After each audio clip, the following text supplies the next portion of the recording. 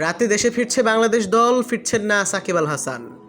পাকিস্তানের বিপক্ষে ঐতিহাসিক সিরিজ শেষ করে আজ রাতে দেশে ফিরছে বাংলাদেশ দল। দুই ভাগে ভাগ হয়ে দেশে ফিরবে নাজমুল হোসেন শান্তর দল।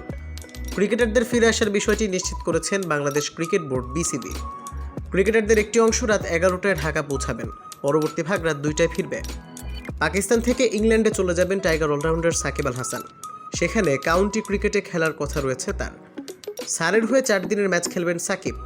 4 সেপ্টেম্বর থেকে 14 সেপ্টেম্বর পর্যন্ত এনএসি রয়েছে সাকিবের। গত নির্বাচনে সংসদ সদস্য হয়েছিলেন সাকিব। 5ই আগস্ট সাবেক প্রধানমন্ত্রী শেখ হাসিনা দেশ থেকে পালিয়ে যাওয়ার পর আর দেশে ফেরেননি সাকিব আল হাসান। সে সময় কানাডায় গ্লোবাল টি-20 লিগে খেলছিলেন সাকিব। তার বিরুদ্ধে রাজধানী ঢাকার আদাবর থানায় হত্যা মামলা করা হয়েছে। কবে দেশে ফিরবেন সাকিব তা কমেন্টে জানাতে পারেন।